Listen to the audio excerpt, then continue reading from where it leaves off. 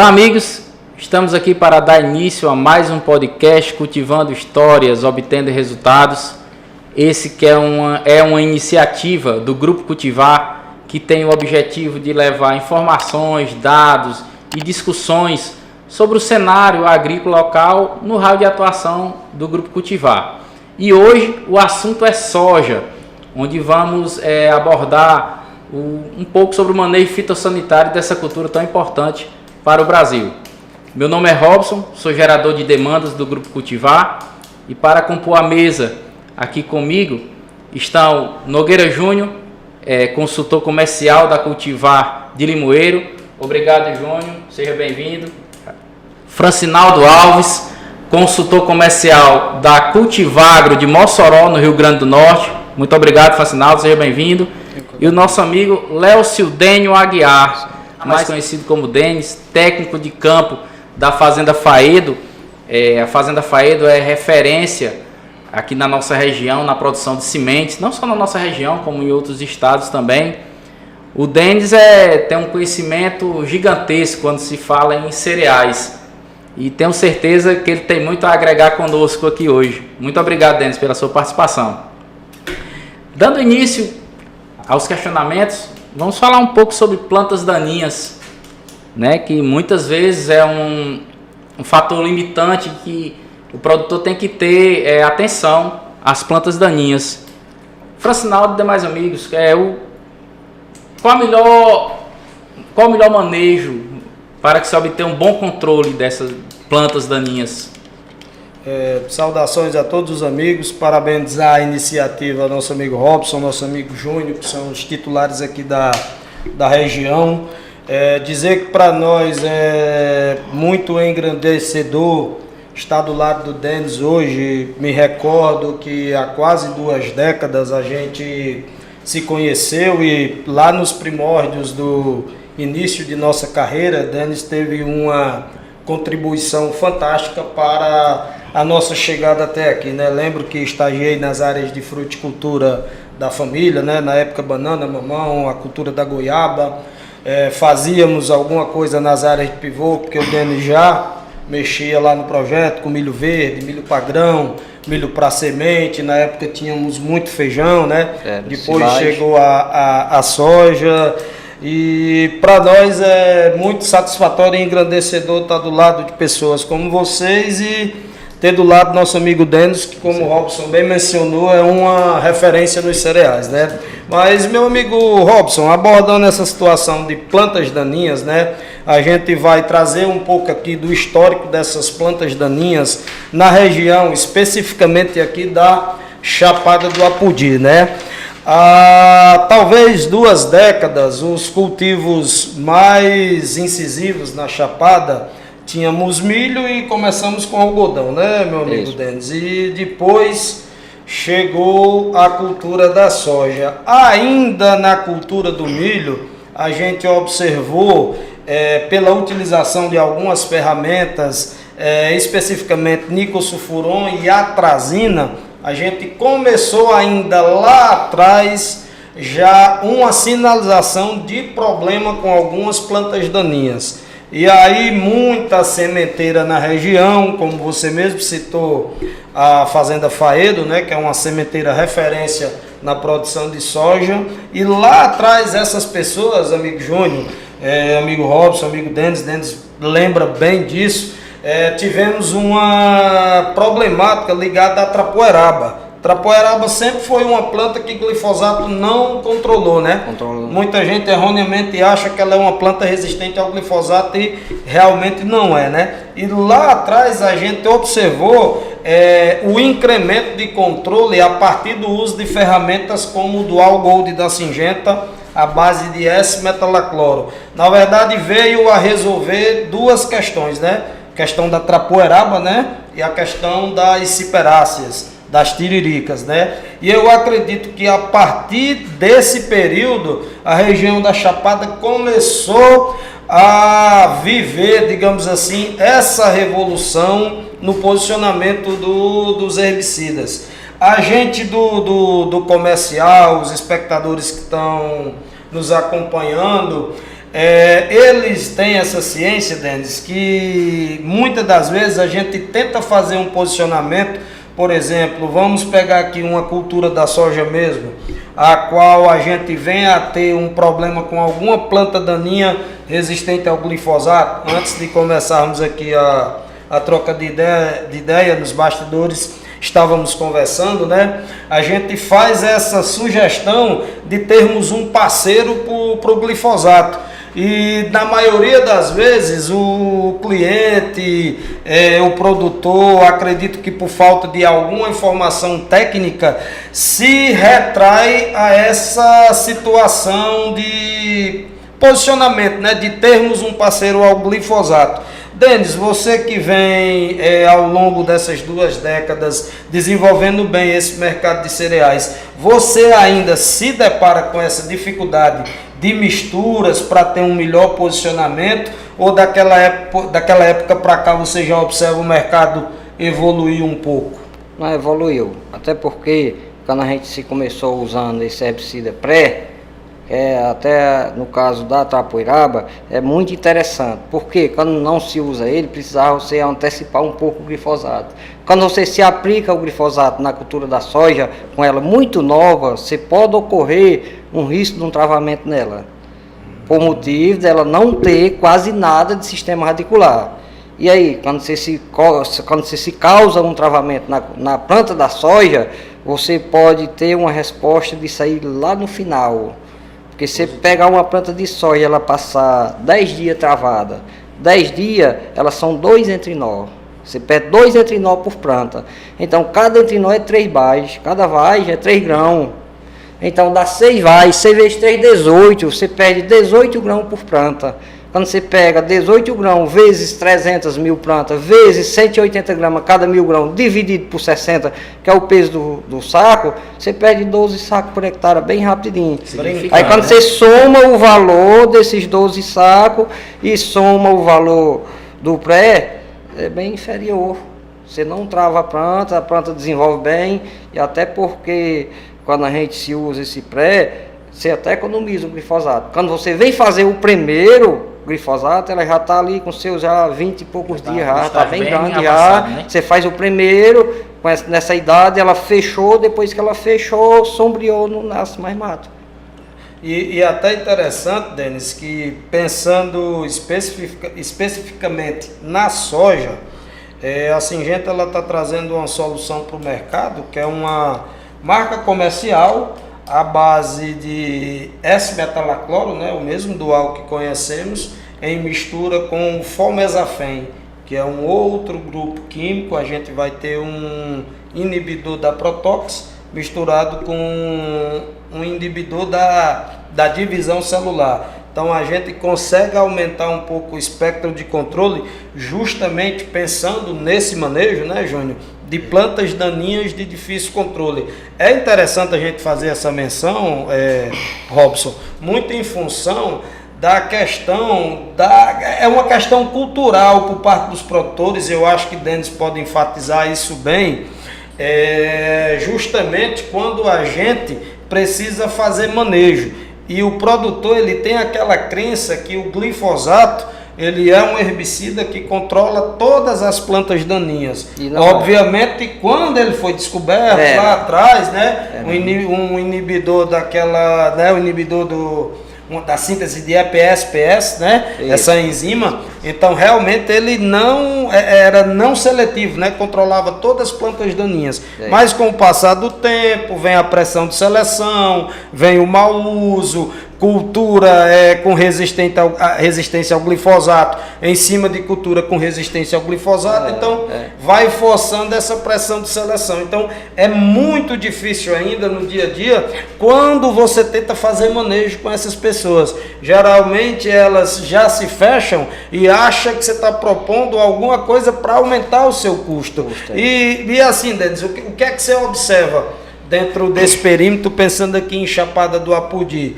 É possível sair de 100 a 1000 quando a gente pensa em percas? Eu tenho um lote aqui a qual eu tenho uma problemática de plantas daninhas, N plantas daninhas, e o cara faz só essa sequencial de glifosato e digamos que ele não colha soja no limpo. Você estima aí uma perca mais ou menos em percentual? O que é que você estimaria? A perca é grande. A perca é grande, porque você vai colher uma soja que ela não esteja total no limpo, você não consegue nem identificar direito a perca. Devido você precisa aumentar até a dose do seu dessecante para ver se não entope muito a máquina, porque se tiver bastante, principalmente essa trapoeiraba, ela dificulta até a soja chegar à umidade correta, porque ela tem uma águazinha dentro dela. Aí você fica esperando ela secar um pouco, ela baixar a umidade e cuidar que não já tem, vai abrindo no campo. Quando você se perde aí mesmo, já teve roça de eu entrar ali nesse ponto, já aconteceu o caso desse tipo na gente ali. Antes da máquina entrar, você contar ali num metro quadrado, já ter 30 grãos. 30 grãos no metro quadrado, 20 grãos é meio saco, já é quase um saco de soja, já é uma perca. Então quando você pega o valor desse saco de soja e faz bem antes, você nem tinha essa perca e nem tinha um travamento nela. O Júnior pode até complementar para a gente essa linha de raciocínio, que ele está mais diretamente aqui dos campos da Chapada do Apodi, mas até onde a gente se conhece, Júnior, a maioria da tecnologia é IPRO, só temos soja com resistência a glifosato. Aí às vezes dificulta um pouco o manejo. O que é que você sente, Júnior, na ponta? O que é que você observa por parte dos produtores? O que é que faz com que eles fechem a cabeça, optem só por glifosato? O que é que você observa mais no dia a dia? Será essa facilidade que há 10 anos atrás o glifosato controlava tudo, por exemplo? Saudações aos amigos, né? Amigos aqui, consultores, técnicos da região. Realmente, Francinaldo, eu acho que muito é disso, né? Ainda tem essa mentalidade, né, de que o glifosato ainda se controla tudo, né? E aproveitando a sua deixa, eu queria até deixar aqui pra gente com relação à rotação de cultura, né? Você bem falou, importante. Quando você, por exemplo, rotaciona um milho que é resistente ao glifosato com uma soja que também é resistente ao glifosato, e esse milho germina, né, ali junto. Então, o que fazer, né? O que o produtor pode estar fazendo para controlar esse milho resistente ao glifosato no meio da soja ao glifosato? Eu acredito que até tem algumas ferramentas da Syngenta, você poderia falar um pouco melhor para a gente, né? Para a gente abrir mais o leque, né, do produtor com relação ao controle nessa situação. Justamente, né, a gente pensando nessas folhas largas que acometem aí, que competem, melhor dizendo, com a cultura da soja, né? A Syngenta, para esses materiais que são IPRO, né, só com resistência ao glifosato, ela tem um herbicida pós-emergente, no caso o Fusiflex, né, que ele traz a mistura de um graminicida com esse outro latifolicida, né? Duas moléculas. Então, duas moléculas, um herbicida que a gente vem a estar posicionando nessa soja IPRO, né? E poderíamos também trabalhar, ao invés do dual na pré-emergência, fazermos um manejo com o EDOS, que é essa nova ferramenta para cultura da soja, que também contempla o S-metalacloro, Denis, com o formesafen. Então, um herbicida com um pouco mais de espectro, tornando o sistema interessante no que a gente pensa, no que se pensa de ter o retorno financeiro. O Robinho falou, mas o Júnior, um negócio interessante, que é o manejo cultural, que nos bastidores estávamos conversando a respeito da rapidez, né? A qual a gente faz a gente faz o término de uma cultura e entra numa outra cultura, né? A gente não observa a situação, por exemplo, de termos aqui mix de cobertura. Tem outras regiões que o pessoal faz muito mix de cobertura com ervilhaca, enfim. São várias plantas de cobertura, chega num determinado período, dessecam, tem algumas daquelas plantas que tem aquele efeito alelopático, né, e pedem até uma buva, por exemplo, de crescer.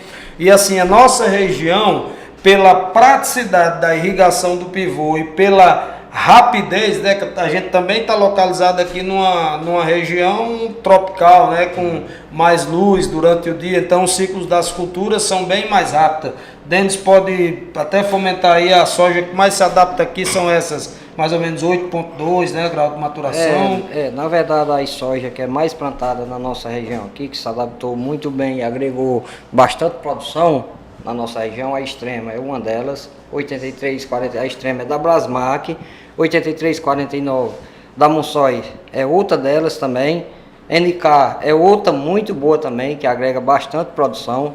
Agora é assim, cada variedade de soja é um manejo diferente. Manejo diferente de quê? De pragas? Não, pragas geralmente é uma só, cantos dá mais, canto dá mais, é estanho. Cada variedade é um estanho diferente, porque a 8349, se for botar o mesmo estanho da Extrema, ela vai criar só rama e fica alto, não dá nada. NK é uma soja de pouca população, você gasta pouco com semente, pouco com tratamento, é soja que engalha bastante. Então, se você botar muito estanho nela, ela fica competindo com o outro, não vai conseguir engalhar e vai ter uma grande dificuldade de enchimento de grão. Perfeito. A nossa região se planta soja para grão, alguns produtores pequenos, e se planta soja para semente. O manejo de soja para grão é um, o manejo de soja para semente é outro. Então, soja para semente, o que é que você requer? Não é quantidade de saco por hectare, é quantidade de grão. Quanto mais grão, melhor, que elas são vendidas por 5 milhões de grão na soja. Então, a gente não se usa quase potássio na soja para semente, para ela não ficar com PMS muito alto. Se plantar uma soja com PMS alto, PMS de 200 gramas, 1000 grãos, se for uma soja do estanho alto, você pega muito por hectare. Então, aquele dinheiro que eu vou gastar com esse potássio para ela crescer o grão, eu gasto com um bioestimulante de flor para ela florar mais e pegar mais. Que ela flora mais e aborta menos. Agora, para grão, não. Aí você tem que ter potássio para ter PMS nela. Para ter peso. Cada 10 gramas em 1000 grãos de soja corresponde a 6 sacos por hectare. Inclusive, até alguns questionam, rapaz, tem umas produção de soja alta aí, o que houve? A minha não deu isso? Sim, a sua soja é semente. Isso aqui é grão. Você tem a mesma quantia, foi a mesma quantia de planta da sua por hectare. Foi a mesma quantia de vagem, a mesma quantia de grão. Agora o PMS da sua é que é mais baixo, que é semente. Perfeitamente, Denis. Muito bem colocado aí por parte do Denis. E às vezes a gente observa no dia a dia o produtor sempre tendenciando a tal receita de bolo. Vale frisar a situação do correto stand, né?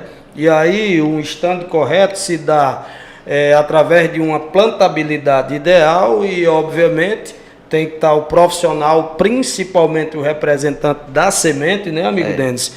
Juntamente com o cliente, fazendo esse posicionamento do real stand por hectare, né? E não é receita de bolo, às vezes a mesma variedade, aqui no, digamos, pivô 81. O ano passado, quando eu enviei para a empresa, é o custo de planilha 1. Pivô 43, o custo de planilha outro. Por que os custos é diferente? Sim, aqui deu mais praga do que lá. Aqui requeis mais nutrição do que lá. Aqui apareceu deficiências na planta que lá não apareceu. Que lá não apareceu, perfeito. Aí é tudo coisa que tem que ir acompanhando no campo. O campo é quem vai dizendo pra gente, né? Pegando esse gancho de stand, né? Agora esse ano a gente teve uma experiência com a nossa NK 8770, né? A região tinha uma cultura de se trabalhar um stand, né, mais alto, né, algo em torno de 300 mil plantas por hectare. E a gente veio com a proposta de diminuir, né? Até porque a gente já tinha feito outros campos com um stand mais alto e ela não foi tão bem quanto deveria ser, né?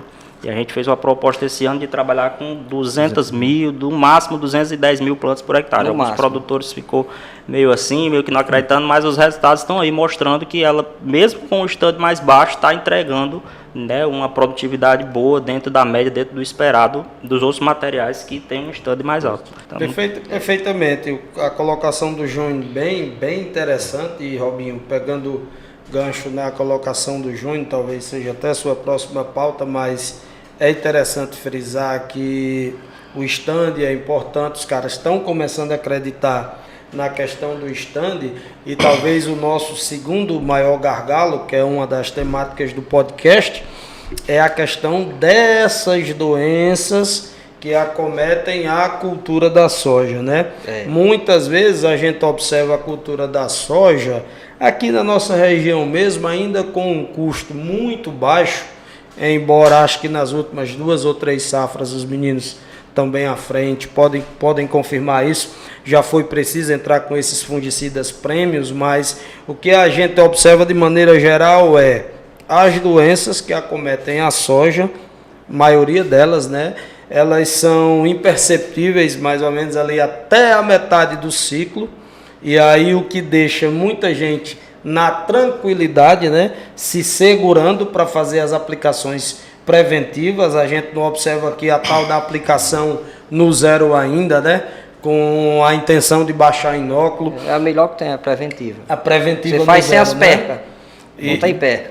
E aí quando você observa, você tem uma perca aí de 50%. Você pega uma ferrugem, tem um poder de dizimar aí mais ou menos 90%. A própria mancha-alvo, 50%, 80%, 90%, né? Tem alguns relatos. Tem produtor que é obrigado até, que obriga a gente no campo a fazer o exemplo matuto com ele mesmo. Quando você se recomenda um produto preventivo para a cultura da soja, ou qualquer cultura que seja, que ele olha e diz, rapaz, eu não estou vendo essa doença aí, isso não é dinheiro perdido não. Chega no. Ei, qual é melhor? Você tomar um medicamento para não adoecer, você vai esperar adoecer primeiro. Não é melhor, não, é a mesma coisa, é a planta. Chega um período de florada, né? Floração é ali onde o oídio ataca, né? Geralmente onde você vê uma pressão de oídio muito alta em soja, geralmente essas aplicações lá atrás, Robinho, elas não foram feitas. Antracnose é uma doença que ataca mais vagem, mas eu chamo muita atenção para a antracnose, que dentre elas é uma doença transmitida por sementes. Embora a região já atravessou, digamos assim, né, Robinho Júnior, nessa fase de não trabalhar mais com semente produzida, digamos assim, de forma internamente da região, né? Até onde sabemos, todas as cultivares comercializadas na região são sementes industrializadas, né? Mas pegando esse gancho, Denis, e antracnose, que é algo não muito comum na nossa região, mas você tem alguma recordação de quando fazíamos, digamos assim, soja a qual a semente era reproduzida aqui, e depois quando passamos a utilizar soja industrial, digamos assim, direto da indústria, com tratamento de semente industrial, você observa alguma diferença de ter ou não ter antracnose? Isso aí a gente observa coisa já no início do plantio. O que é? Quando você se planta uma semente industrial, você observa germinação, observa vigor na planta, desenvolvimento na planta, e o controle desses fungos, que é feito preventivo, depende muito do sistema climático. Quando é no período mais frio, bem frio, essa antracnose não é fácil de se controlar nessa região, que ela aparece mais no final do ciclo, e tem uma grande parte de produtor da nossa região, que quando a soja está vagiada, encerrou, pronto, minha soja encerrou o floramento ali, não tem como mais aumentar a produção não. Aí é que tem, como dentro, que ela não vai criar mais no tamanho do grão. Você agrega PMS nela para ver? Não, está vagiada aí, está pronto. Tá, não, meu patrão, você não está a metade do caminho. Faço o raio-x na vagem, eles comem, pegam uma vaginha, botam de frente pro sol, tá bem miudinho o grão. E aí, dá o que de peso? Nada. Sua soja faltando seus 20 dias, 25 dias para fechar o seu ciclo, que nem esse ano a gente teve problema de antracnose em cultura de soja, de eu tentar fazer a aplicação, tentar recomendar com o produtor, e o produtor dizia, rapaz, eu não vou fazer mais não, porque o preço de soja baixou muito, está muito inferior.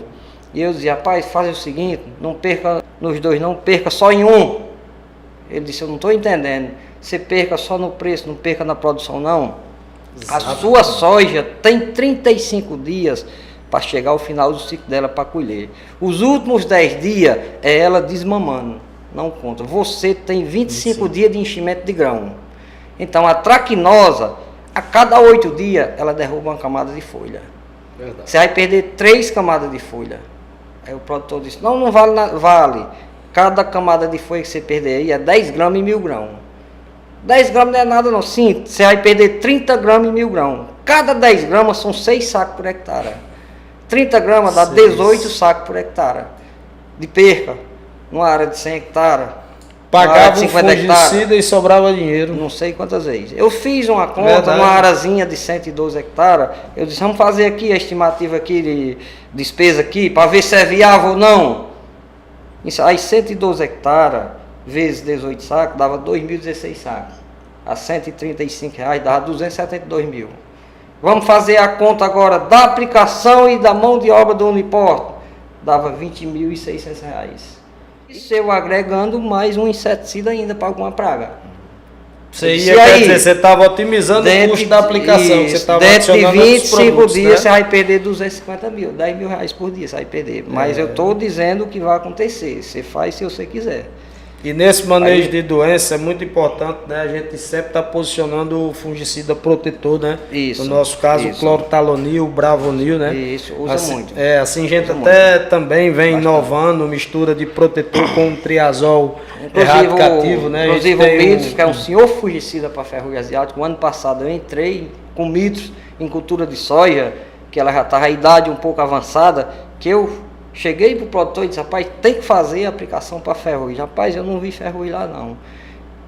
Eu disse, vamos lá. Quando a gente chega, ele está aí, mas andei em todo canto. Eu disse, não, meu filho, quando você vier ver a olho nu assim, você já perdeu a metade já. E como é que você vê? Eu pedi ele para trazer 2 folhas, traga 2 folhas aí da sua planta. Ele trouxe, quando eu botei na câmera do celular, que deu zoom, você vê os poros tudo cheio. Aí ele disse, mas disse que não é bom usar o triazol nessa data assim, sem o protetor, não. Bota ele com protetor para ver como segura. Então, no caso, você fez Mitrium mais Bravonil. Mais Bravonil. É importantíssimo a questão do multissítio, né, do protetor. Bastante. E realmente a Syngenta inovou, ela trouxe para o mercado uma das coisas robusta, né, o Mitrium, né? Que é uma carboxamida, né, o soletanol na mistura com o triazol mais potente para ferrugem, né, que é o protionconazol, né, e dentro da formulação, digamos assim, ela coloca alguns blends que melhoram a performance do produto, né. Então vale salientar para o amigo que cultiva soja, né? Fazer esse trabalho sempre preventivo e sempre essa mistura, né? O fungicida específico, o fungicida premium, né? No caso o Mitrium na mistura com o fungicida protetor, o nosso Bravonil 720. Prossiga aqui. Tem produtor que ele tem uma grande pressa, que a soja chega ao ponto. Minha soja tem 90 dias, tá muito verde ainda, graças a Deus. Rapaz, você sim, quanto mais verde ela aguentar, mais você está ganhando, que ela está carreando pro grão, está ganhando peso. Ele tem uma pressa de dessecar, não, vamos conferir o desmamamento dela. A gente vai ao campo e confere, enquanto ela estiver mamando, nós não desseca que você está ganhando. Deixa ela lá. Se você ganhar 5 gramas aqui, 1.000 grãos, você ganha 3 sacos por hectare. Melhora o PMI. 3 sacos por hectare hoje é 390. Já é alguma coisa. E coisinhas que lá no resultado é lá no final. E se o produtor, é porque a gente sabe que o produtor também no dia a dia é acarretado por várias coisas, ele não está ligado só na problemática da cultura. Mas se esse pessoal tivesse essa sensibilidade para entender que se essa soja não gastar energia para se defender de um ataque de uma ferrugem, de uma mancha-alvo, de uma antracnose, ela reverte aquilo ali no grão e é mais produtividade por hectare. Aí é a importância de entrar com fungicida lá na aplicação zero, que a gente chama um Scoreflex, mais na frente um Alad, que é uma mistura de 2 triazóis com uma carboxamida, sempre junto com o protetor. Entra com fungicida específico, Mitrium, mais o protetor Bravonil. Lá no final a gente faz um Cypress, mais o protetor Bravonil. À medida que, se mantermos essa planta saudável, onde ela não venha a gastar energia para se defender contra essas doenças que acometem, digamos assim, o seu estabelecimento, ela reverte isso aí em produção. Embora a gente saiba, como você mesmo mencionou, que safras, uma safra, 2 safras aqui atrás foi interessante, o Robinho e o Júnior colocaram em pauta essa temática, que os custos estavam altos e realmente os produtores, né, fizeram esses fungicidas prêmios, mas em uma escala de custo ainda não na normalidade que a gente começa a observar hoje, né? Mas de contrapartida a gente ainda tinha a commodity ainda num preço bem favorável, né? Mas assim, Júnior, Robinho, no dia a dia aqui na Chapada, que é uma região que tem mais produtores de soja, vocês sentiram essa recusa por parte dos produtores? E aonde houve essa recusa, vocês observaram realmente percentual de percas? Como é que vocês podem avaliar como foi isso aí? Em algumas áreas que a gente visita na Chapada, observou-se sim, aonde o produtor preferiu, digamos, cortar o custo com produtos commodities já do mercado, a gente percebeu uma não tão eficiente no controle de ferrugem. Apesar que a ferrugem, graças a Deus, esse ano não teve tanta dor de cabeça, né? Mas talvez por isso, né, porque Denis? foi usado já os produtos próprios. Já, né? Nos outros anos a gente não usava o produto próprio para ferrugem asiática. Então a gente já entrou de início já com ele como preventivo. Uhum. E assim, aí em áreas que o produtor já está usando esses produtos prêmios, que nem Francinaldo falou, a gente percebeu uma sanidade melhor na cultura, em todo o decorrer do ciclo. Tá entendendo? Com isso, o Júnior está encontrando essas produções aí em patamares até um pouco fora da realidade, né? Acima de 70 sacos, né? Isso, exatamente. Eu percebo que assim, com relação ao tratamento de semente, a nossa região, né, de modo geral, o pessoal do cereal, eles não trabalham bem, né? Graças a Deus já foi esse quase praticamente 100% faz o tratamento de semente, quando não vem o tratamento industrial, que é importante, né? Mas realmente a adição desses produtos ainda é um pouco, né, ainda tem essa resistência, até porque é algo novo, né? Antigamente era acostumado a trabalhar com os produtos mais convencionais, agora com a chegada da ferrugem asiática, então é interessante esse cuidado. A Syngenta tem um posicionamento, né, que inclusive o Francinaldo acabou de citar, que é considerado um posicionamento bem enxuto e muito seguro, né? Que seria no mínimo 3 aplicações de fungicida. Esse ano muita gente já fez, então a gente já evitou, como o Denis mesmo falou, o melhor sempre é remediar, que seria uma aplicação até os 30 dias, né, que é a aplicação zero. A primeira aplicação, independente do produtor estar vendo ali os sintomas da doença ou não, muito importante ele entrar, que aí o Francinaldo frisou bem, ele entraria com o Scoreflex ou o Miravisdu, que foi muito trabalhado esse ano, o Miravisdu na Chapada. Até os 35 dias ele entraria com o Alad, né, ou Alad, juntamente com o protetor, e aí seria um Bravonil, né, o clorotalonil da Syngenta, e até os 60 dias ele faria aí o Mitrio, né. Poderia também optar com o protetor o Mancozeb, né, por conta do proticonazol que ele tem na formulação. Então, um simples manejo com 3 aplicações, né, no mínimo 3 aplicações, pode ser que precise fazer mais, né? Mas o produtor fazendo tratamento de semente e no mínimo essas 3 aplicações, ele já aí fica bastante seguro, ou pelo menos uma possibilidade muito boa de boas produtividades. Se for o caso de alguns clientes parceiros nossos que conseguiram fazer, né, que acreditou na nossa proposta e fizeram, e realmente os resultados vêm, porque com relação à ferrugem, né, como os amigos já citaram, é fazer realmente preventivo e não tem muito o que esperar, não. Se quiser ter produção disso aí, é assim. E só frisando, o Júnior posicionou muito bem posicionado, parabéns, Juninho. A questão do Miravis na aplicação zero, aí a gente só reforçar, aonde a gente tem uma carboxamida, ela não na mistura com o proticonazol, que é um triazol bem eficiente, digamos assim, o mais eficiente para controle de ferrugem. Mas no caso do nosso Miravis, né, que pega o nosso Adepidin na mistura com difenoconazol e um outro triazol, a gente traz para essa aplicação zero. Caso o Denis observar alguma outra carboxamida no mercado, vou citar a nossa primeira, o nosso Elatos, né, que é o soletanol com azoxastrobina. A gente também traz para essas aplicações mais preventivas, até pelo mecanismo de ação das carboxamidas, né? Então, muito bem posicionada a questão do Miravis aí pelo nosso amigo Júnior, né? E, assim, é importante a gente salientar que não é só uma semente de boa qualidade, com boa genética, com pacote de transgenia de resistência, Exato. que vai garantir uma boa produtividade. Exatamente. Né? Se o produtor, por algum motivo, não fizer um manejo, faltar uma aplicação, isso pode refletir e seriamente. De muito. Né? Se você quiser ter uma produção de média para cima, de média para boa, você tem que fazer a nutrição dela, que a soja geralmente é a nutrição média na nossa região, porque os nossos solos da nossa chapada são muito bons, eles têm a estrutura física e uma boa parte da química, então a gente joga só complementa, né?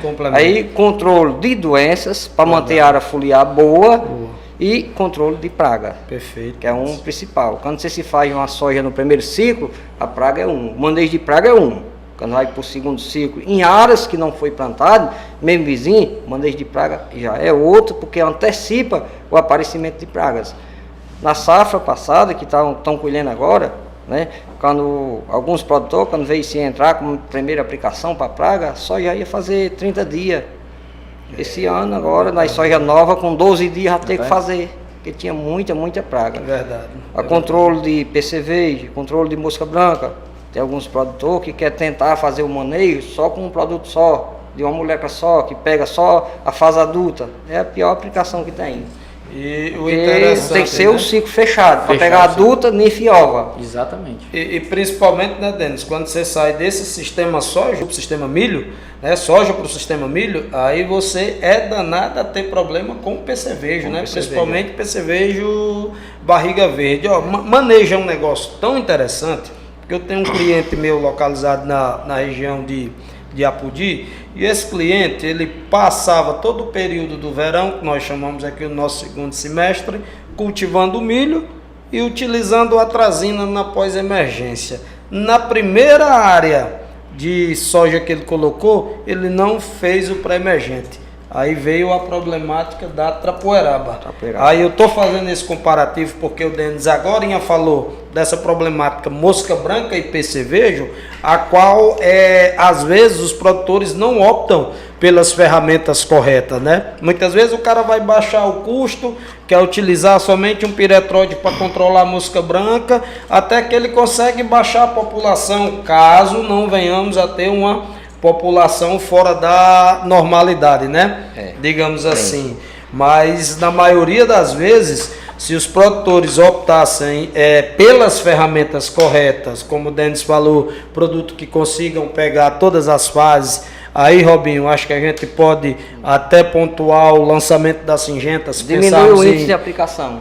Exatamente, se a gente pensar em mosca branca, o próprio Elestal Neo, pela sua característica de produto, ambimobilidade, então ele tem uma dupla translocação na planta, então isso vai favorecer o controle de sugadores, ele atua nessas fases mais jovens, então vai favorecer para que venhamos a manter sempre populações mais baixas. E o intuito, Denis, é realmente dentro desse manejo a gente contribuir com essas ferramentas que você acabou de mencionar, que são ferramentas capazes de controlar todas as fases, que aí isso vai trazer realmente segurança pro controle, né? A gente saiu um pouquinho de doença, entrou um pouquinho nas pragas, mas vendo essa situação de praga, Júnior, Robinho, que estão no dia a dia em campo, próprio Denis, que vive a realidade das fazendas, você pontuaria mais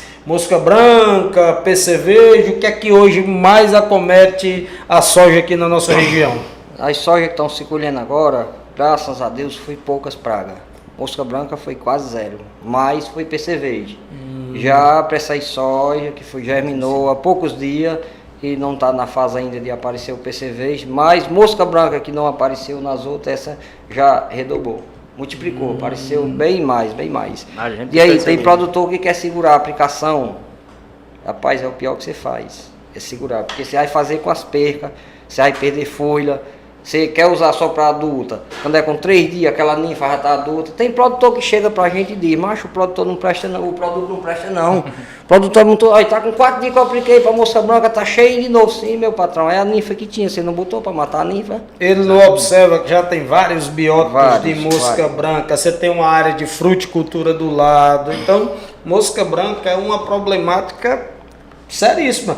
E eu pontuo no que o Denis falou da questão do percevejo, porque o percevejo ele é complicado porque ele ataca aquela fase de plântulas, né? Ele tem um estilete dele muito pequeno, ele tenta colocar lá e ele faz meio que, grosseiramente falando aqui, ele estraçalha a folha. Então o percevejo ele diminui muito stand. Então quem está voltando com milho após sistema de soja tem que pensar sempre em manter população de percevejo lá embaixo mesmo, porque senão é redução de stand na certa, né, Denis? Quando você pensa em milho. O percevejo, a perca maior que ele dá uma perca muito grande, quando você vê ele na folha, é preocupante, porque ele ali está multiplicando.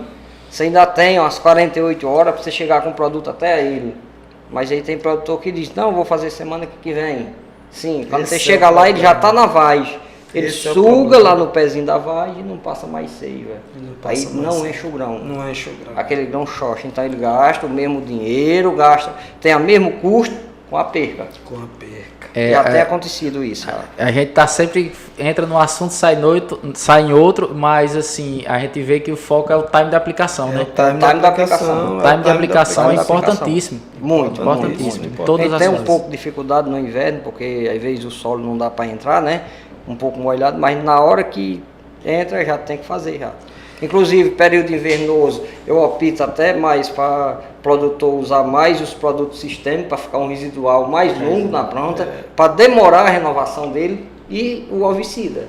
Castigo muito para usar o ovicida. Exatamente, é a questão de mecanismo de ação, né? Você tá sempre com mecanismo Tem diferente. produtor que diz, eu fiz a aplicação aqui para PCV, aí só gastei tanto. Sim, daqui a 4 dias você tem que fazer de novo. Por quê? Tem ninfe, tem ova.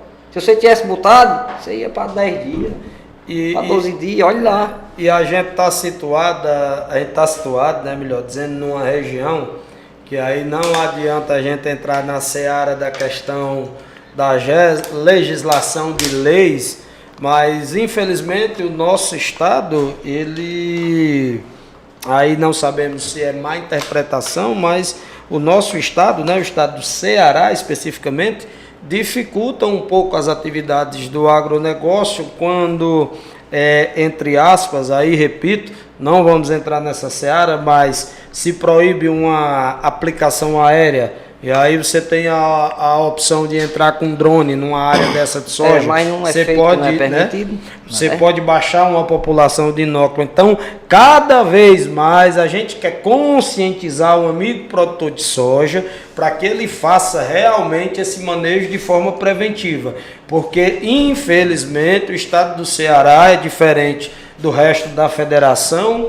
Em algumas leis, a questão da pulverização aérea é uma situação, uma área de soja fechada, infelizmente, se não for através de um autopropelido ou um pivô, aí o pivô a gente não tem tecnologia de aplicação. Cai muita eficiência, cai muito o volume de eficiência, água, né? Cai muito. Você aumenta a dose do produto, mas a eficiência vai lá para baixo. Então vale reforçar para o amigo produtor seria a importância de zelar preventivamente, né, Denis? Isso seria interessante, pivô, que interessante não, a solução que não pudesse entrar a máquina, produto que a liberação daquela molécula fosse via sistema radicular, que o produto vai mais para o chão. Vai mais para o chão, perfeitamente, Denis. Na folha fica pouco. Na folha, porque Você ele é baixa lavado, muito. né? É lavado. Ele é lavado, né? É tanto que em controle de lagarta, né, nem todo produto que dá certo você colocar via pivô, porque o volume de água é exorbitante, enorme, né? Mas vale a pena novamente Na reforçar verdade, para o amigo na produtor a verdade, questão do cuidado, né? A nossa chapada esse ano, acho que até já falei para o Júnior, não sei se já falei para o Robson, a gente teve 3 planilhas de soja. 3, Denis? Três manejos de soja na nossa chapada. Poxa, aí o pessoal numa pergunta, escala tão curta, tão né, de curta, tempo. mas por que 3, né? É por causa das variedades? Não, não é nem tantas variedades, é pela situação dos locais.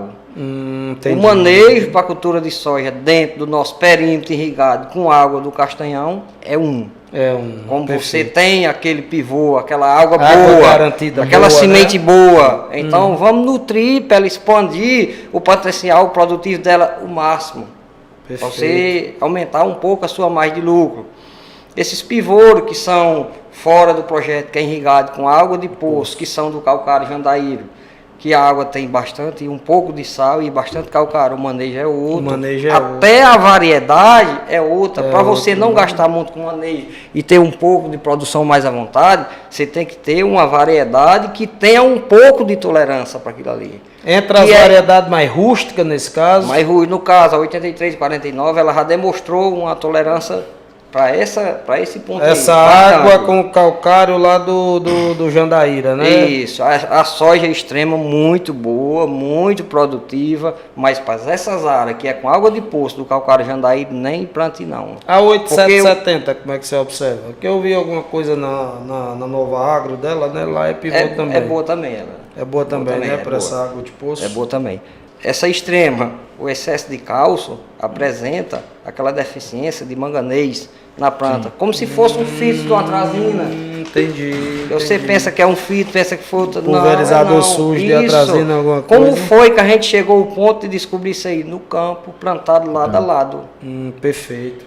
A melhor experiência. A melhor experiência. Essa daí. Sim, Dani. E o outro manejo de soja na nossa região quase nem tem o outro. Alguns produtores foi que plantou. Qual é o outro manejo? Para cultura de sequeiro. Que é inviável para a nossa região. 100% sequeiro. 100% sequeiro. Você não pode fazer o pacote completo para aquela soja de sequeiro, porque você não tem a garantia do principal até o final.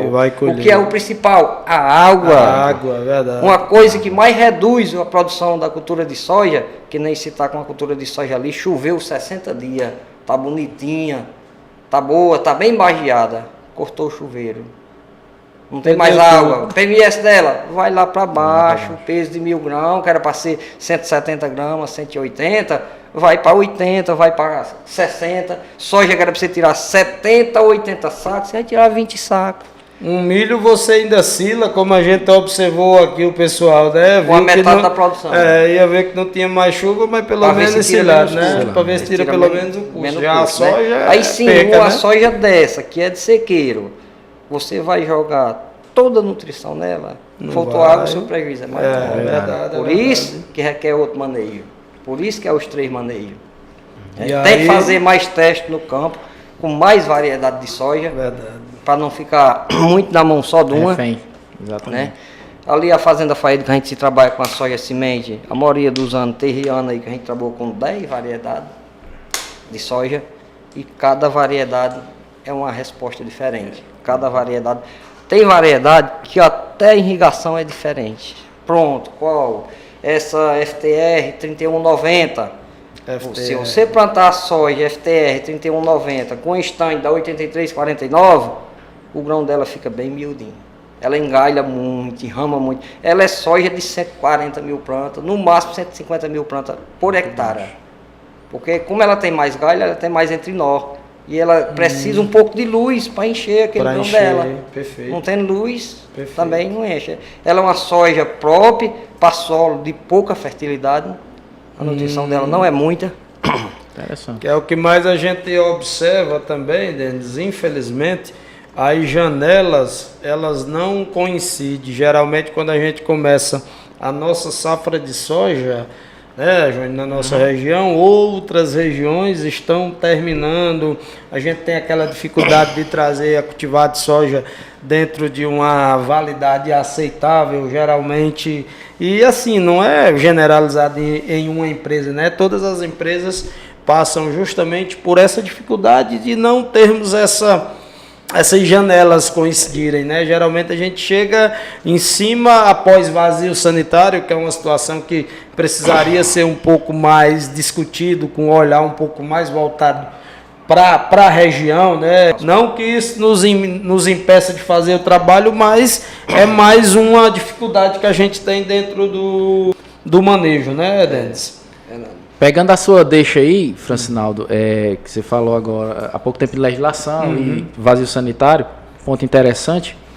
Eu pergunto aqui ao meu amigo Júnior, peço ele assim uma explicação como é que ficou a questão do vazio sanitário, como é que está o vazio sanitário aqui na nossa região, para o produtor que está nos acompanhando, fique a par dessa situação.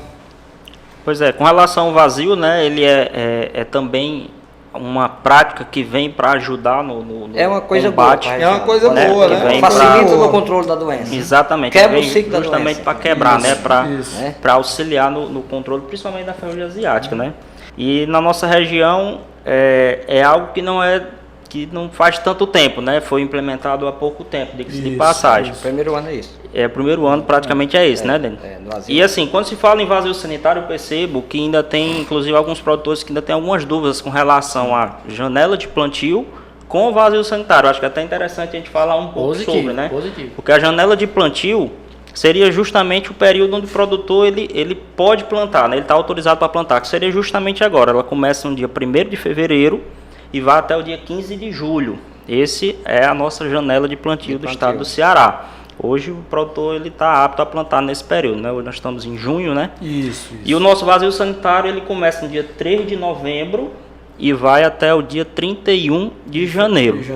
Então o produtor ele pode plantar tanto no dia 1º de fevereiro como no dia 15 de julho, assim ele queira, né? Então é só para esclarecer essa questão, porque tem alguns produtores que ainda têm essa dúvida sobre a janela de plantio e o vazio sanitário, que é um período de no mínimo 3 meses ou 90 dias, exatamente, né? Sem nenhum tipo de planta, no caso da soja, e nenhum tipo de estágio vegetativo.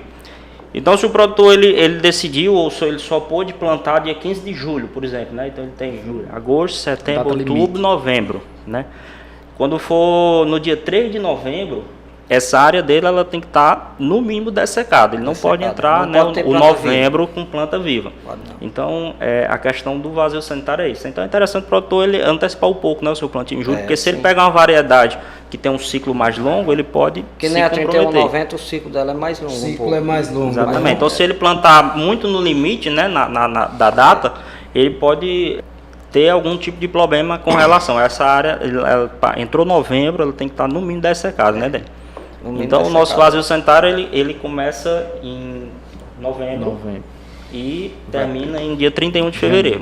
Perfeitamente, Júnior, muito bem colocado. E essa questão do vazio, a gente até entende e sinaliza para os amigos produtores que já é um começo dessa evolução, né? Exatamente. Que, como bem posicionado pelo Júnior, reforçado pelo Denis, pelo Robinho, a gente mantém a questão das doenças em controle, né?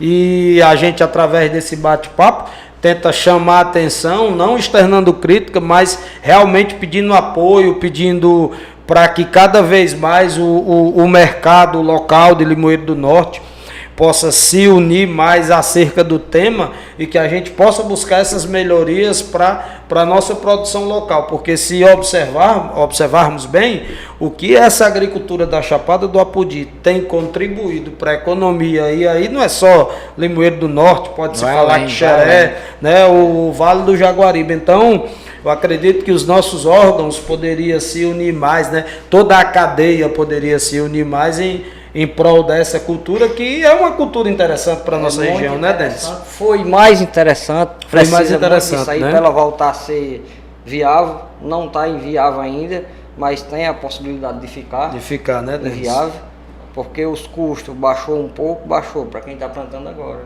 Para quem plantou, que plantou há 100 dias atrás, ainda pegou muita coisa no preço que estava, né? Esse ano tivemos um pouco de dificuldade, que nem lá pelo início o Francinaldo falou, foi comentado a respeito de semente. A nossa região era acostumada a gente plantar semente que era produzida aí mesmo, com custo mínimo. Então esse ano com a semente que foi comprada de fora, triplicou o custo com semente. Teve esse incremento no custo. Teve esse incremento altíssimo no custo. E também o incremento, que é uma coisa boa, que teve nos fungicidas, para se não ter a presença do... Você imagina aí, nesse primeiro ciclo, se nós tivéssemos tido a presença de ferrugem asiático em alguma roça de soja, que a minha grande preocupação era essa, que a gente está começando um segundo ciclo em outras áreas que não foi plantado no primeiro. Como era que você ia conseguir produzir?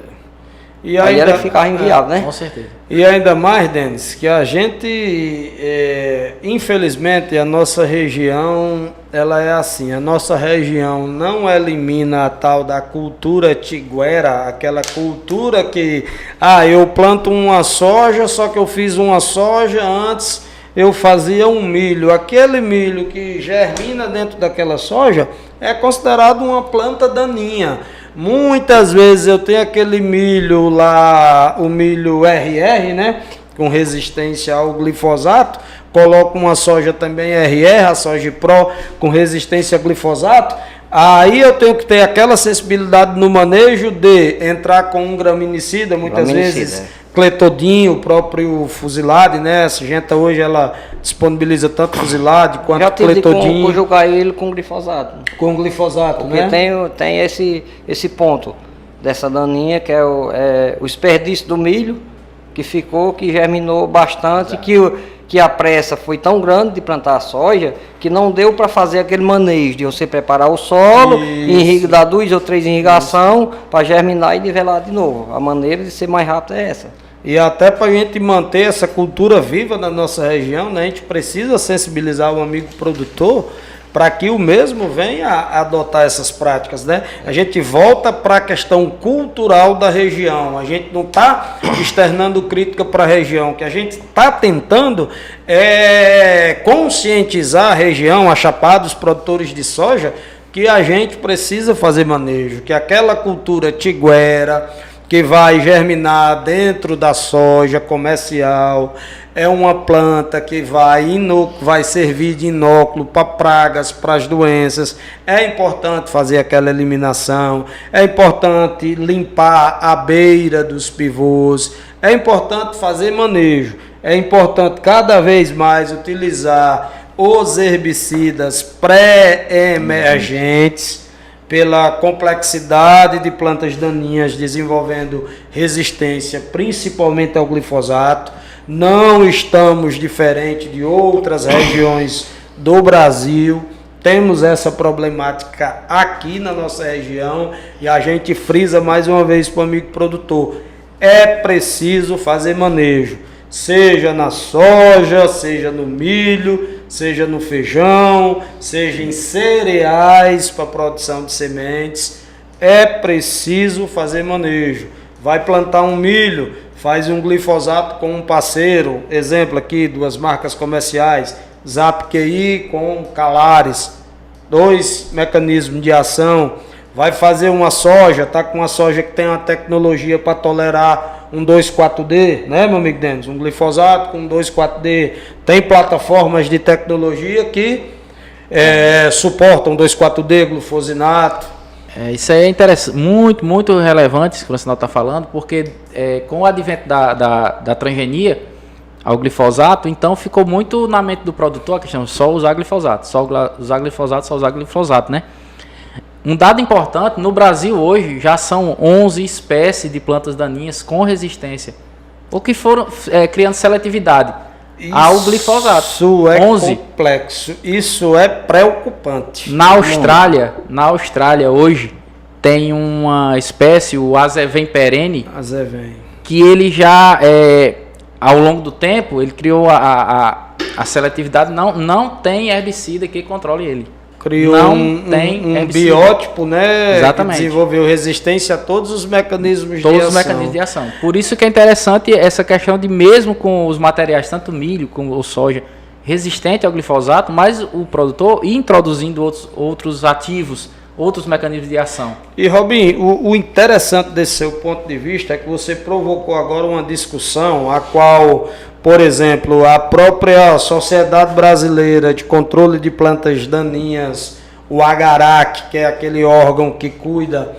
dessa problemática de resistência, eles frisam muito que a gente não tem nada de molécula herbicida novo.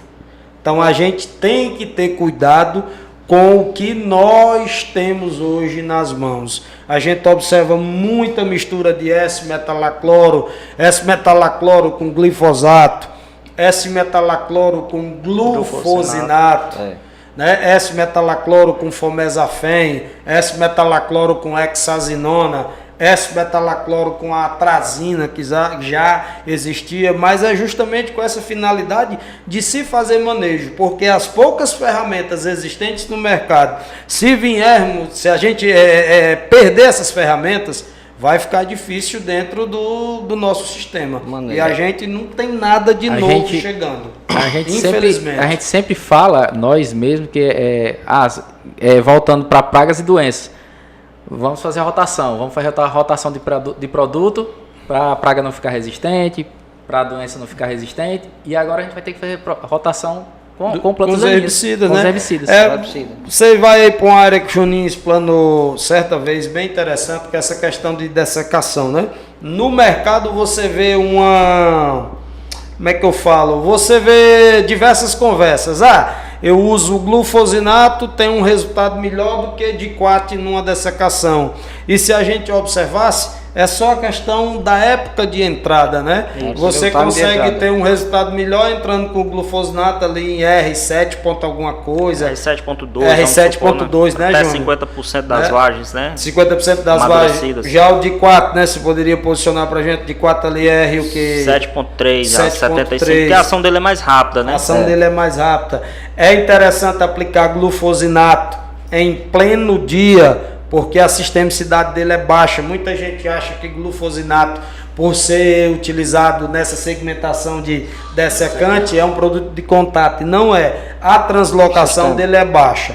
Por isso que aplicar glufosinato durante o dia é interessante, porque a planta daninha vai estar com metabolismo alto, então ela consegue puxar aquele produto para dentro, digamos assim, ele translocar e fazer a ação herbicida, né? Que ele é um inibidor da SG, né? Que é aquela enzima glutamina sintetase, no caso do glufosinato. Da mesma forma o diquat, se usarmos o diquat no período noturno, embora ele atue ali no fotossistema, né? Destrói os fotoelétrons, mas se a gente colocar diquat à noite, ele consegue penetrar, ele consegue se estabelecer, digamos assim, ali naquela camada foliar. Quando amanhece o dia, nas primeiras horas de luz, ele faz a sua ação herbicida de forma fantástica. Lá na fruticultura eu converso muito com o pessoal que aplica diquat durante o dia. Dá uma caprichada na dose, porque se a planta daninha estiver fora de estágio, vai sobrar diquat durante o dia. Se você tiver uma planta daninha no estágio pequenininho, ele controla legal, mas posicionar diquat à noite é a solução. Posicionar glufosinato durante o dia é a solução. Todas as duas ferramentas são excelentes e precisamos das duas ferramentas para trabalho, né? Exatamente. E em cima dessa temática, Denis, o que é que você poderia aí contribuir para a gente nesse manejo desses herbicidas, meu amigo?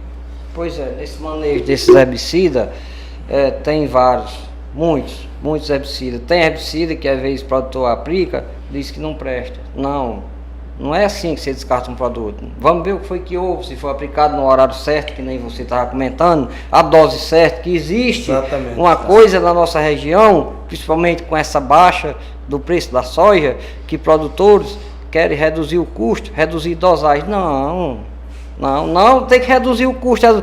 Não, vamos pensar diferente. Mas dentro baixou demais o preço, sim, vamos compensar isso aí com aumento de produção. Produtividade, exatamente. Vamos reduzir o custo em alguma coisa que não vá atingir a produção. Que essa coisinha aqui que você reduziu aqui, nessa coisa aqui, se agrega em nutrição.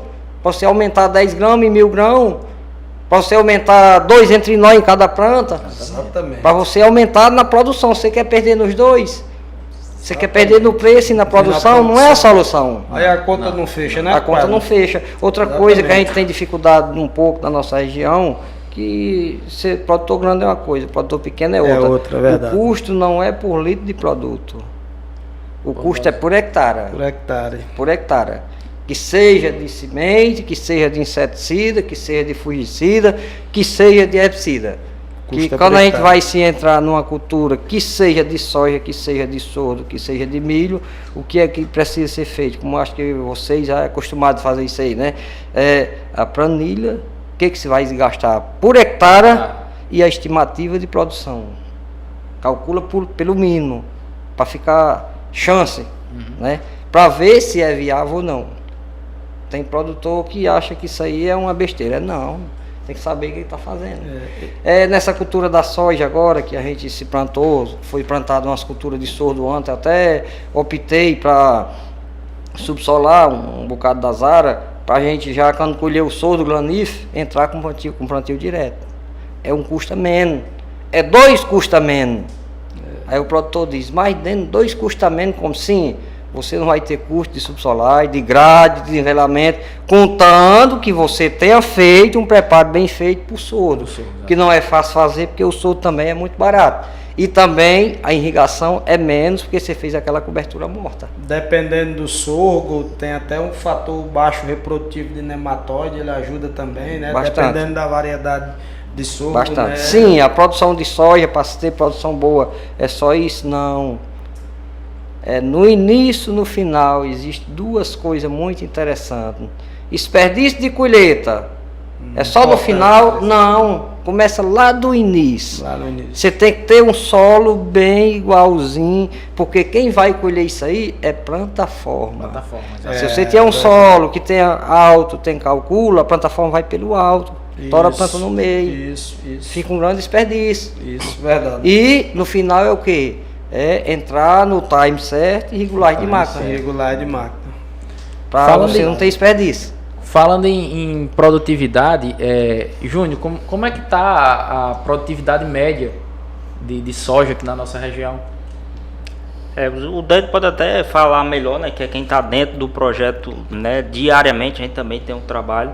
Mas hoje, inclusive até o pessoal da FAPEJ nos passou, o nosso projeto, né, dele está aí numa média mais ou menos de 70 sacos por hectare, né, de produtividade, né? Uma média, que é uma produtividade considerável, né, se a gente for comparar, inclusive a nível Brasil, né? Foi plantado uma soja no primeiro ciclo, que pegou aquele mês, que só no mês só, na nossa região ali choveu mais de 400 milímetros. Isso que eu explico para algum produtor, tem produtor que chega, até alguns técnicos que chegam, mas rapaz, essa soja ficou com uma folha muito pequena. Por quê? Eu digo, ela passou quase 30 dias aí, debaixo d'água, sem absorver, respirando um pouco, só por viver mesmo. Esse foi o fator que favoreceu isso aí. O ano passado a gente teve, no segundo ciclo, a gente conseguiu uma produção bem melhor do que no primeiro. Geralmente são os mais pesados, não tem uma isso, a gente controla a irrigação, controla a doença, controla a praga. Teve lotes o ano passado que a gente conseguiu até 94 sacos de mês, 90, 93, 92. Mas a média geral, que tem lotes dentro do nosso projeto, que é acidentado, ele fica nessa média de 70, 75 sacas por hectare. Que é uma média boa, mas o produtor tem sempre que fazer esse comparativo com o custo e aprender a trabalhar o custo dele em cima de sacas por hectare. Sacas por hectare. Os produtores da nossa região estão tão acostumados com produção de soja de 80 sacos, e quando dá 70 ele acha que não presta. Que é pouco, acha né? que o negócio é rapaz, só deu isso, é muito pouco. E tem essa questão cultural, né, que a gente, infelizmente, na prática a gente viveu, né, esse declínio que foi o mercado de milho verde, né? Durante muitos anos, a região de Limoeiro, né, foi a maior produtora de milho verde, acredito que do Nordeste, acho que somente Bahia, talvez, não era abastecido com o milho da Chapada, segurou o nosso projeto muitos anos. Muitos anos, né, e até que chegou o ápice ali, que a cigarrinha deu uma pancada que aí... Grande. O pessoal, é o tratamento de semente. Na época eu lembro que tínhamos apenas 2 ativos, tiametoxam e imidacloprid, era o que tínhamos, né? Aí tínhamos o tio de carbe ali para lagarta, para controle lá de cigarrinha não tínhamos muita opção, não tínhamos ainda alto propelido na região, né? Era até 30, 35 dias a gente fazia alguma coisa, e aí quando essa cigarrinha externava os sintomas, era lá em pré-pendoamento, não tinha o que fazer, né? Não. E aí a gente está fazendo essa alusão que se o amigo que está nos acompanhando, e principalmente você, amigo produtor de soja, não tiver essa sensibilidade para adotar esse manejo, infelizmente a cultura da soja pode tomar um caminho parecido com o caminho do milho verde, né? Pode. E aí é preciso mais uma vez bater nessa tecla. Temos que fazer manejo, temos que trabalhar a população recomendada, igual como nosso amigo Denis posicionou, por cultivar de soja. Temos que fazer manejo preventivo dos fungicidas, temos que fazer manejo de plantas daninhas, temos que eliminar plantas daninhas, né, cultura estiguera, enfim, fazer dessecação na época certa. Obedecer o vazio sanitário. Obedecer o vazio sanitário, né? A ideia dessa temática, dessa troca de informações, né? Um bate-papo aqui ao vivo, um bate-papo a qual sentamos realmente para uma conversa normal, é levarmos até o amigo produtor informações que possam agregar no sistema, né?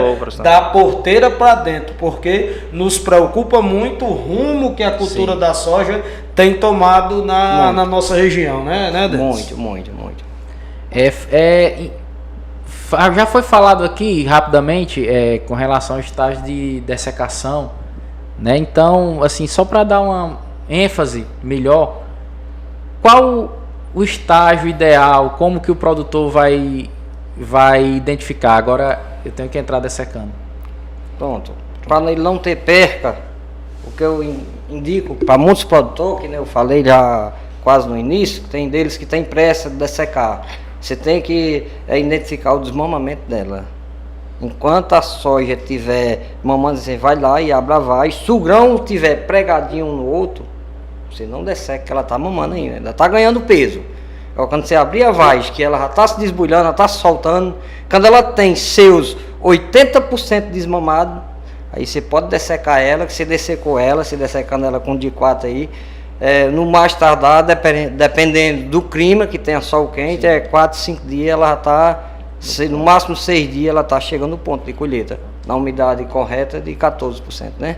Tem que colher em 14%. Dica importantíssima, né? E primeiro, amigo produtor, atentar para arrumar a máquina colheitadeira antes de fazer a dessecação. Não pode dessecar sem estar com a máquina engatilhada. Primeiro veja a questão da máquina para depois fazer o posicionamento do herbicida, né, meu amigo Júnior, que vai até complementar de forma mais técnica para gente. Isso seria em que estágio, mais ou menos, da dessecação? Como foi até citado aqui anteriormente, né? E o Denis falou muito bem. Varia de variedades, né? Então é interessante que o produtor ele esteja realmente dentro, junto com o técnico que acompanha a área, porque ela tem essa variação. Mas o que a gente fala, né, na nomenclatura, que no R7.2, que é quando até 50% das vagens estão amadurecidas, né? Como o Dani falou, até 50% das vagens já ocorreu o desmame. Então, se ele vai aplicar, por exemplo, o glufosinato, ele já pode entrar, ele já tem uma segurança. Com o Reglone, o D4, então é interessante ele esperar um pouco mais, né, Denis? Aí lá vai no R7, no R7.3, que é de 75% a 80% das vagens, por conta disso que o Denis falou, que a ação dele é muito rápida. Então, se o produtor antecipa essa dessecação com o Reglone, ele corre o risco de perder, né, peso por conta do desmame. Então, varia entre R7.2 e R7.3, que é com 50% ou 80% das vagens dessecadas. Mas aí é observar realmente no dia a dia, né, Denis? Ele tem que analisar o tamanho da área que ele tem e a máquina que ele tem para colher. Então, se ele tiver uma área de 600 hectares, é interessante que ele antecipe um pouco a dessecada. Por que, né, antecipar? Que, né, até andei numa empresa com lá e disse, rapaz, era para ter dessecado essa roça, já era para você estar colhendo. Quantas máquinas vai colher aqui? Rapaz, é uma só. Pois é, a roça é praticamente aqui 600 hectares. Se ela colher 20 hectares por dia, vai ser 30 dias. Se você for esperar o time certo dessa aqui, quando for com 15 dias, a metade da sua fazenda já não tem mais grão na planta. Mais de 50% do grão já tem debuiado. Então, o que você vai perder na primeira roça, no desmamamento, é bem menos do que isso aí. Quando você for findar a última lá, ou a não ser que você tenha acesso a arrumar bem mais máquina, que é o certo. Assim. Exatamente. Cada caso é um caso, Cada caso é um caso, verdade. Então, é bom frisar para o amigo que vai produzir soja, chegou na fase de dessecação, a melhor estratégia é procurar o corpo técnico, procurar os consultores, procurar os técnicos da fazenda, para fazer a melhor entrada no time certo, no time correto. E no que se diz respeito às moléculas, ambas as moléculas apresentam eficiência de dessecação, seja o glufosinato, seja o D4. Prova é que a maioria das indústrias trabalham com as duas moléculas. Nós que representamos a Syngenta, temos o D4 original, marca comercial Reglone, mas também trabalhamos com o glufosinato em algumas marcas de terceiro, que a companhia do Casa Syngenta nos proporciona no nosso portfólio para também atendermos aos nossos clientes. Então, amigo produtor, vai dessecar, se liga nessa dica que o nosso amigo Denis deu aqui a respeito do desmame, se liga na questão da fase fenológica que o nosso amigo Júnior também deu, né? Tanto para o D4 como para o glufosinato. E o restante é realmente trocar ideia. Atenta à questão da colheitadeira. Beleza, meus queridos? Tem uma grande preocupação com a aplicação na data certa, no time certo. Por quê? Produtos não são baratos. Exato. Não tem nada barato. Então você tem que aproveitar o máximo a eficiência daquele produto. O máximo. Exato. Você tem uma eficiência bem melhor, porque se você reduzir uma aplicação por eficiência melhor, for um custo a menos. Que tem que ser o quê? Tem que ser uma coisa que deixa para todos. Exato. Que gera o lucro para a loja, que gera o lucro para o produtor, Sim, porque sim, se der sim. só para um, fecha. Exatamente. É uma via de mão dupla, tem que É ser uma via de bom mão dos dupla, dois é. lados, né? Para a casa comercial e para o produtor, né? Verdade. A verdade é essa, né? E a comunidade, o município, né? É quem ganha com isso, com a geração de emprego, riqueza.